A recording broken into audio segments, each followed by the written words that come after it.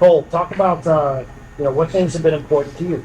So talk to these guys about what things have stuck out that you feel like have helped you throughout the process. Yeah, no, absolutely. I mean, first of all, start off with this. Like when I was growing up, especially your guys' age, I was good, not great, certainly not as talented as you guys. But putting yourselves in positions like this to have these conversations, to go to these things, is only going to get you that much better. Like this is where you get better. We're not swinging a bat right now. I'm sure you're learning a lot. Like this is what gets you to the next level. It's not always swinging a bat, working out. It's these conversations, these thoughts, all that. Ricky said some great stuff, and I was kind of similar with that. I growing up was always. I was a bigger guy. Like I said, good, not great, but nobody worked harder than me. Ask Nate. I've been with Nate for 20 years or so, but it's like I was always a guy that what was important to me hitting was opposite field. I'd move a runner, I'd drive a ball the opposite way, I could hit a double, everything like that. I could hit a ball opposite field better than just about anybody. I mean, balls off the plate. Now, middle to in was terrible. I couldn't pull a ball in the air, was kind of always going like BP. Ground ball to second base, line drive second base, line drive right center, double right center. That was kind of my approach for many, many years. Looking back, I overworked that so much where I get so tight, so stuck, so much on my backside I can't move. There's no extension, there's no space, all the way through. Like Ricky said, strong enough to when that bat gets there, I'll hit it hard, no question. But will it get there on time? Will it be out front? Probably not. So coming here was interesting, right? It was very much it's back and forth. Like it was a conversation. Like he challenged me, I challenged him with questions, thoughts, all that. But it was tough because it was very much different than what I thought for many, many years. So the biggest thing for me was like creating space. So we've done that in the weight room with fields pre-hitting, creating space. Because like I said, I get so tied up, I want to go opposite field that I just get stuck. Talk about that med ball drill. Yeah, so the med ball stab drill, I showed a couple guys yesterday with it, but basically like having that space in a non-hitting setting. Like there's no ball, there's no bat. It's very much a create space out here, feel it, and it's turning with the chest. So Matt, first couple times we did it, I'm sitting there like I'm grunting, I'm pulling it hard, using my arms, my chest is kind of staying still, and I'm like just forcing it. And then as soon as I just try to turn with the chest, it's like I can talk to him. There's no force. It's super easy, super stable. For me, that translated to hitting because I'm turning with space and with my chest, not using my hands, my arms. Like that's very much where I get pushy, where I get stuck. If I start trying to do this, getting that strong feel, like I said, I love working out, I love feeling that. But when I would get stuck, when I'd get reactive, all hands, all arms, no turn. So you start doing that, it started clicking a little bit, like starting to get that path a little bit longer, a little bit more space throughout. Again, even when we're hitting, if I don't feel it, do a few med ball throws, middle of the cage, middle of the session, having that ability to step back and be like, listen, this isn't where I want to be. I got to get the feel back before I start hitting. Again, very much hitting, the higher you get, man, it's not about results in the cage, right? It's about feels. It's about how can you feel better? How are you finding those feels? When you don't feel it, how can you get back quickly? You can hit a ball 110 miles an hour and not feel good, and you're like, man, that's not going to be good in the game. You hit a ball 85, great swing, maybe a little bit of bad timing, you can feel better. That's where you get more out of it. But then I start doing the feel versus real thing for me. It's like, I think I'm doing one thing, a big move for me is like a big change is going to, I'm going to think my hands are way back here and they move half an inch.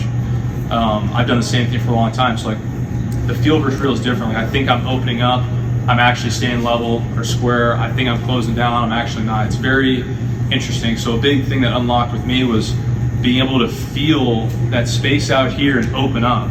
I wasn't opening up like crazy. I'm not flying open, but for me, like being such a stuck guy that's trying to go right center, close off all the time, allowing myself to open up creates that much more space and got rid of the slack, just absolutely could turn quicker.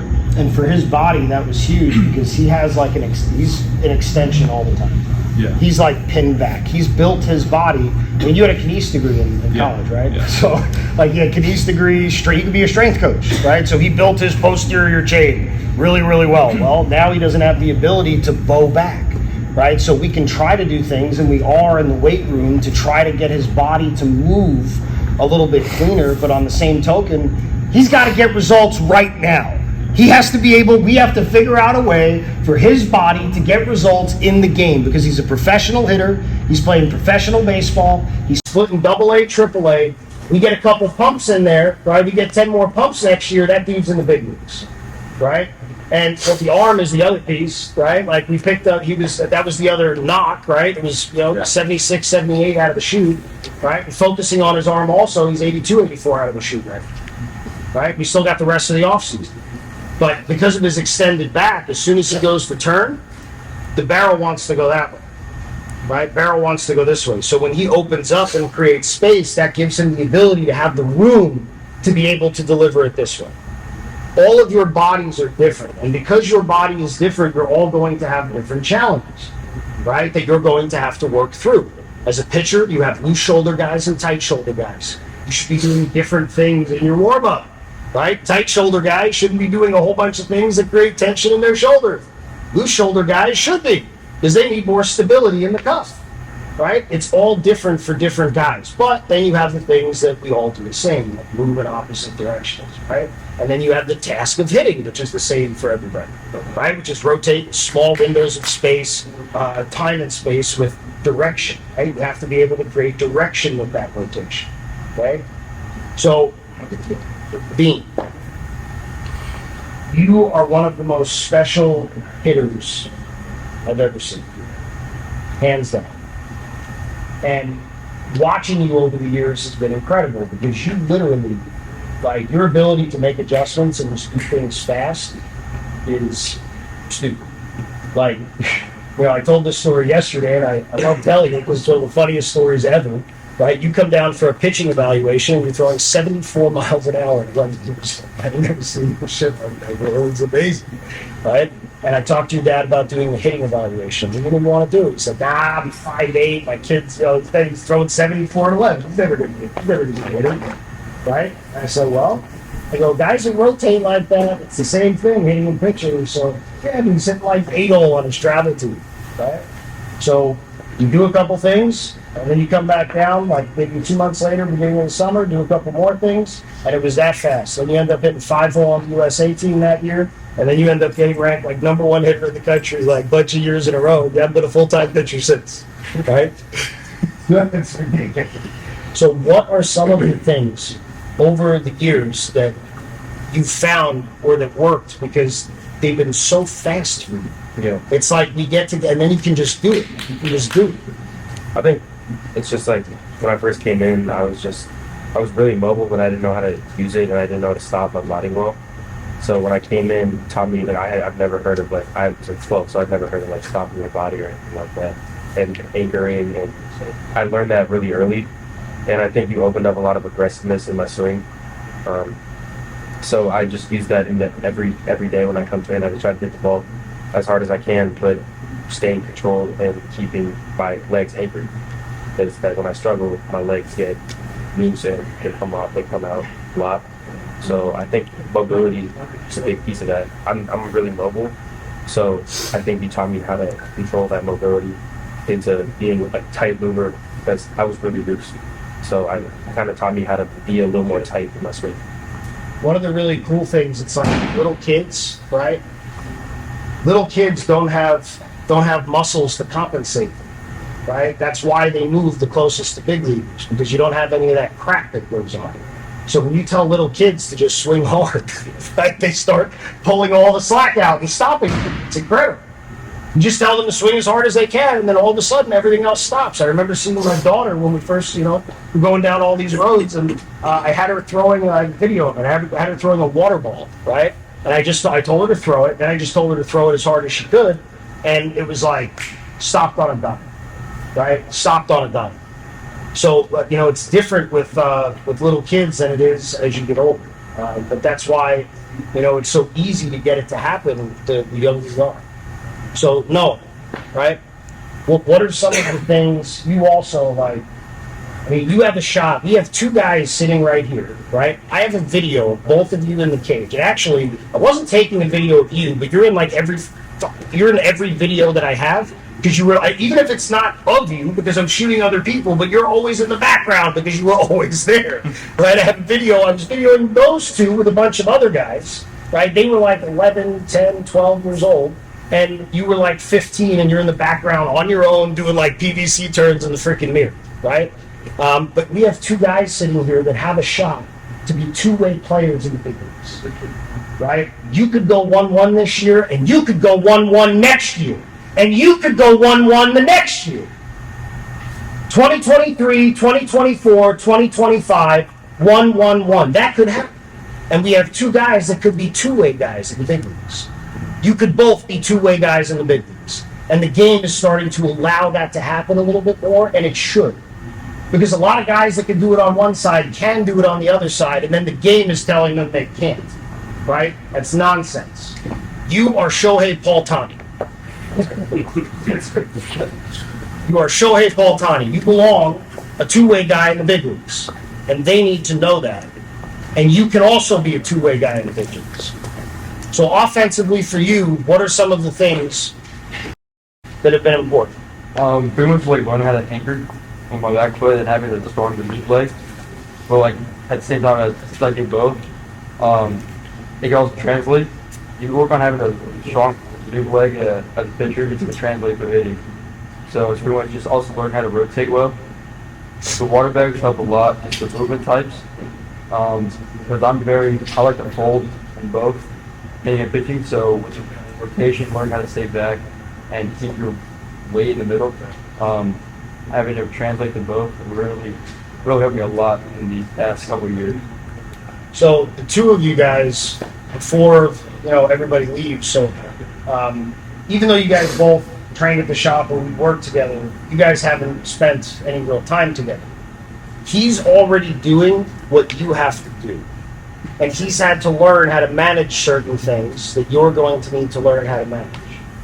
You guys need to spend a little bit of time during this next day and talk through some of the challenges and some of the things that you've had to work through at the collegiate level, right? Because you've been doing the two-way thing at that high level. And only guy double-digit pumps and double-digit saves, right?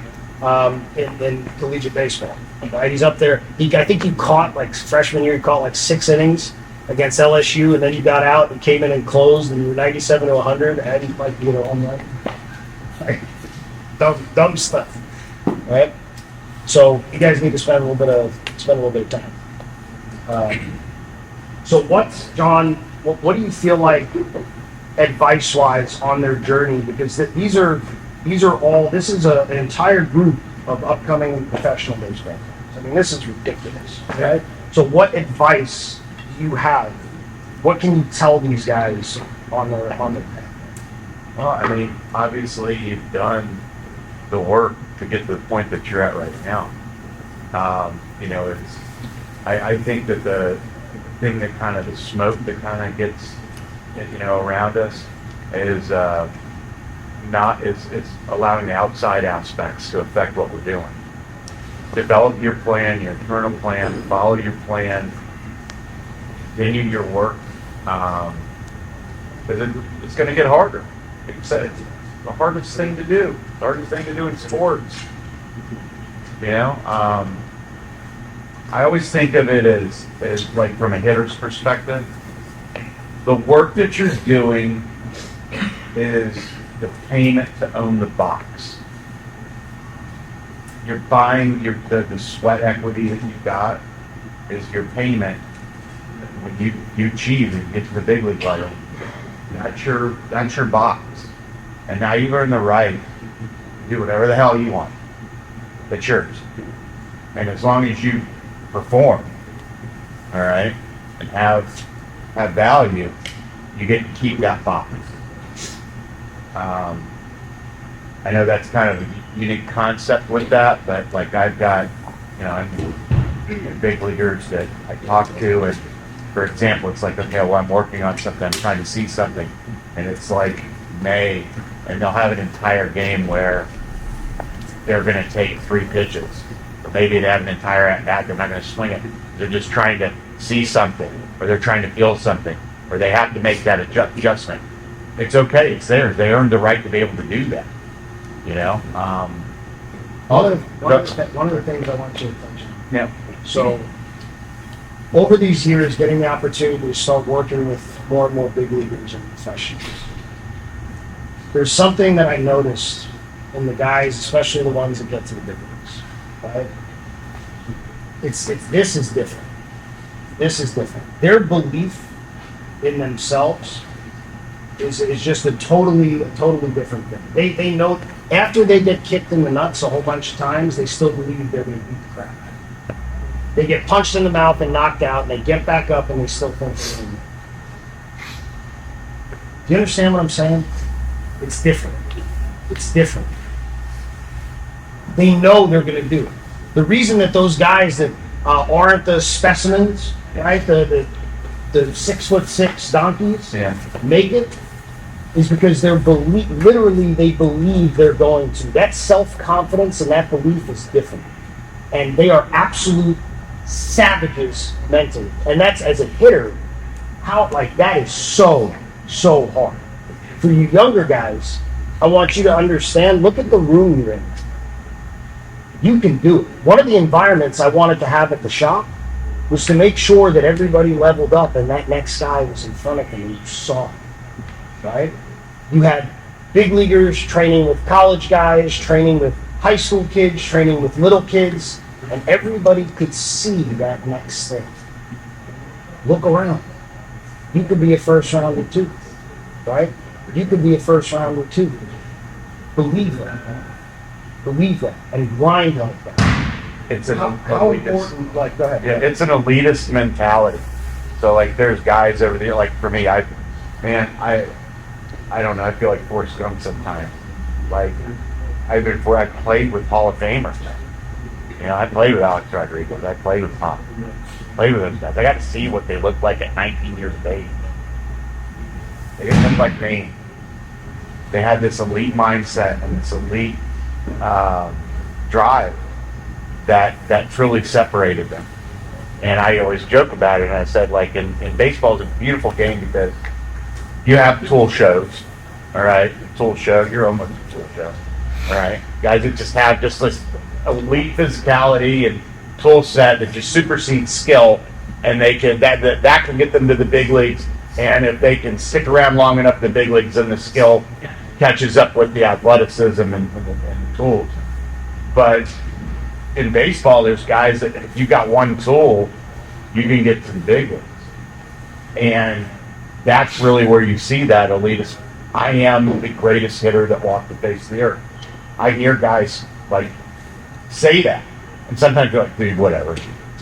They breathe it, they live that. And in order to do it at the big league level, you kind of have to. That's the way it has to be, because it doesn't get any easier. It keeps getting better. The game progresses every day, and you've got to do the same thing right along with it. I don't know. People think of all like we live in this like self-improvement. There's a million books out there. Elite mindset, how to confidence. To me, a big part of it is I think confidence comes from preparation. I think it's a great way to build a foundation. Key to it is understanding your preparation, but ultimately at the end of the day, it's ownership of what you do. You know, once again, like I said a minute ago, like being able to own the box. That's a mindset. My goal is I'm going to be able to stand in that box in front of 55,000 people with couple million watching on TV, and that's mine. I own this. Nobody in the world gets it, other than me. Nobody in this moment gets the chance to electrify the world. Pretty big responsibility, right? Take ownership of that. What are the things that you've got to do to do that? I'll sit and when I talk to kids, like pre-draft type stuff, you probably just went through this at LSU, where you had to do the day speed dating and everybody's like, tell me about you or whatever. You know, the big part of this is the feedback I hear from kids is you understand the work that you do because you're told to work hard, you're told all these things. At some point, the light switch flips and it becomes inherent inside of you. It's not I have to, I love to do this today. You I have to love make do a that. choice. Yes.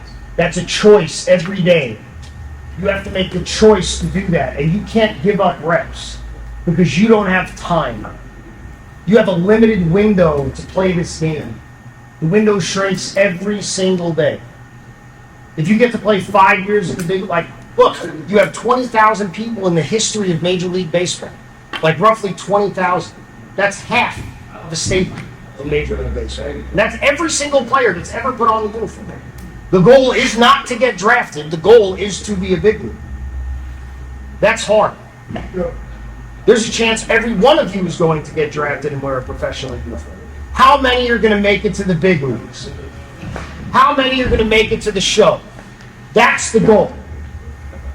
But to be one of those 20,000, that's different. That's different. It's one thing to get there into pro ball. It's another thing to make it. And it's another thing to have a career. Guys make it for 1 year. Guys make it for 20 at-bats. I know a guy got one at bat in the big league. Those things happen. Big league. He's a big leaguer. He's on that list. But is that the career he wanted? So how do you maximize that career? How do you maximize that career? Because you're going to have to go take someone else's job. Dean, you may have to take Mike Trout's job one day. You're going to have to put somebody out of a lineup. So it's not about going in the first round now. It's about being able to take his job. So what work can you do now, and how are you going about your daily work to put yourself in a position to take that guy's job? That's what it's about. That's how you get there. And he just mentioned that speed dating thing. That's what this is about. That's what this is about. When you do speed dating, this kid could go 1-1, but he only gets 15 minutes with each club. That's it. 15 minutes with each club to figure out who they're going to take. Are you kidding me? 15 minutes? How do you decide, right? That's really difficult. They need to get as much as they can. They need to know who you are. They need to know. I was just at the Winter Meetings. I was with all 30 clubs. And everyone's talking about you. But the reality is, there's talk of whether or not he can hit at the next level. And maybe we should just make him a pitcher. There's some teams that like you offensively more than other teams. And how about that clown with always a first-round pitcher? I love that text you sent me. I showed that to them last night. They're like, bro, people have to know that, right? Like, he's a first-round pitcher, but he's a third-round hitter. Bullshit. They don't know him. Everything he tries to do, he does, and he's going to figure it out. He's going to figure it out. If he goes in a stretch where he has those 20 at-bats where he's hitting like shit, he's going to figure it out. Always. Because he's going to put the work in and he understands who he is and what he needs to do. He's always going to figure it out. And everything that kid says he's going to do, I've watched him do since he was 13, 14 years old. Everything. They need to know who you are. They need to know who all of you are. That's why we're doing this, and that's why we're going to keep doing it. Because this is an opportunity for you guys to show them a little bit more about who you are.